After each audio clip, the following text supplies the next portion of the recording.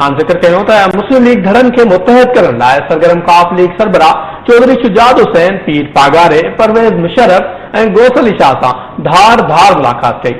चौधरी शुजात हुसैन चयो आहे त हू कराचीअ में फौज जे कदमनि जी वाखाण कनि था। मुस्लिम लीग जे समूरनि दरनि खे गॾु करण जी कोशिश कई थी वञे। काफ लीग सरबराह चौधरी शुजात हुसैन मुस्लिम लीग धड़नि खे गॾु करण जे लाइ कराची पहुतल आहे, जिथे हू पीर पागारे, गोस अली शाह ऐं परवेज मुशर्रफ सां मुलाक़ातूं कयूं आहिनि। पीर पागारे सां मुलाक़ात बाद मीडिया सां ॻाल्हाईंदे चौधरी शुजात हुसैन चयो त पीर पागारे सां तफ़सीली ॻाल्हियूं थियूं आहिनि, संदसि समूरनि मामलनि ते खुली ॻाल्हाए वियो आहे। मज़बूत अपोज़िशन ठाहे सभिनी खे गॾु खणी हलंदासीं। उन चयो त कराचीअ में अमन जूं हवाऊं घुलण शुरू थी वयूं आहिनि, जेके पंजाब समेत सॼे मुल्क ताईं पहुची वयूं आहिनि। चौधरी शुजात हुसैन चयो त कराचीअ में टारगेटेड ऑपरेशन या गिरफ़्तारियुनि ते पीपल्स पार्टी या MQM जा ख़दशा ख़त्म थियण घुरिजनि। गोस अली शाह सां मुलाक़ात बाद मीडिया सां ॻाल्हाईंदे चौधरी शुजात हुसैन चयो त हू कराचीअ में अमन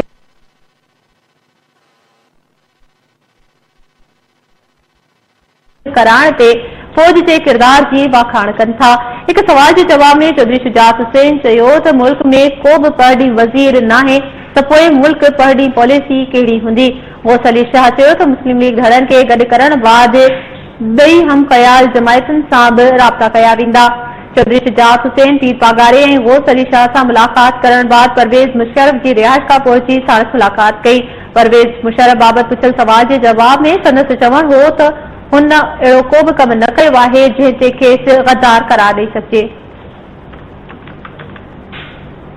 यहाँ पर आने का मकसद ये था कि मुल्क के जो हालात जिस तरीके से जा रहे हैं, तो तमाम तवज्जो जो दी जा रही है, दूसरी तरफ दी जा रही है, बयानबाजी की तरफ दी जा रही है, तो सीरियसली अब चीज़ों को देखना पड़ेगा।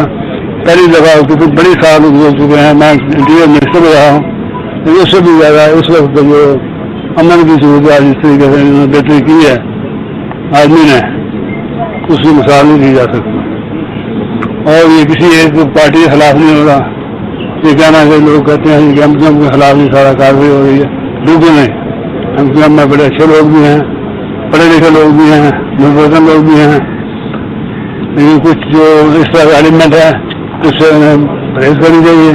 मुझे चाहिए कि उनको डिसोन करें, वो कहें कि हम इनके साथ नहीं हैं, ना ही वो हमारे लोग हैं। मकसद तो यही है एक मुस्लिम लीग को भी इकट्ठा करने की कोशिश की जाए, और दूसरा ये है कि एक मुतहदा भी एक ग्रैंड अलायंस किस्म की चीज़ बने जो कि अपोजिशन का रोल अदा करे। इस वक्त अपोजिशन का रोल कोई भी नहीं अदा कर रहा, जिधर अपोजिशन का रोल नहीं अदा कर रहा है।